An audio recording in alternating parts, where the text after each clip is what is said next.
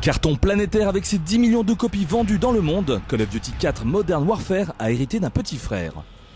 En développement depuis la sortie de Call of Duty 3 dans les studios californiens de Treyarch, le 5e volet de la série a fait le choix de revenir à ses premiers amours, à savoir la Seconde Guerre mondiale. Régression pour certains, simple retour aux sources pour d'autres. Qu'en est-il vraiment de ce nouveau Call of Duty? Eh bien, réponse à la fin de ce test vidéo.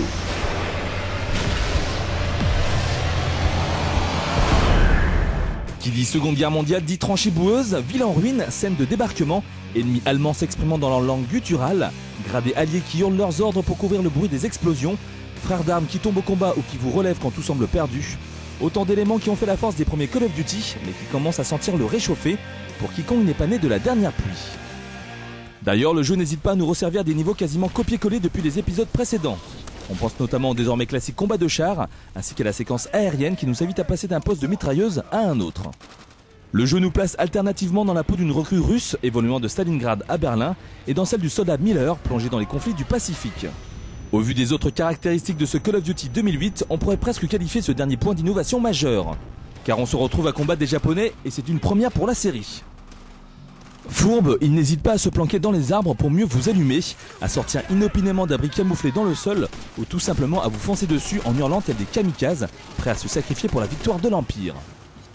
L'utilisation de ces clichés a au moins ceci de positif qu'elle fait légèrement varier le gameplay, obligeant le joueur à scruter attentivement les décors ou à faire appel à ses réflexes pour contrer d'un coup de couteau bien placé les corps à corps impromptus.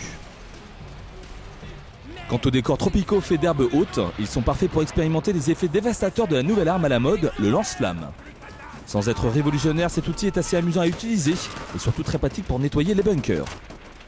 Alfred Hitchcock fait une brève apparition dans chacun de ses films, Stan Lee a toujours un petit rôle discret dans les productions Marvel, et quant à Treyarch, eh bien Treyarch a sa branche de bois infranchissable qui bloque de manière artificielle le chemin.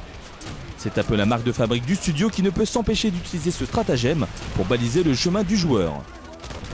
Tout comme dans Call of Duty 3, les développeurs tentent tout de même de maquiller ce travers en nous proposant à plusieurs reprises des embranchements de type gauche-droite, mais rien d'aussi ouvert que dans les environnements du déjà regretté Call of Duty 4.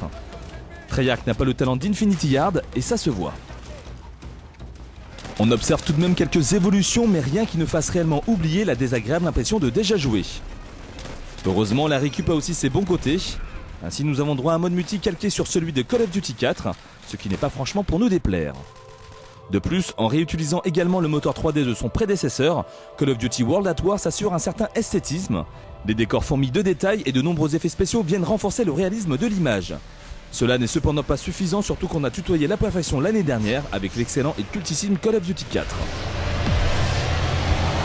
La note jeu actu en solo, 14 sur 20. La note jeu actu en multi, 16 sur 20.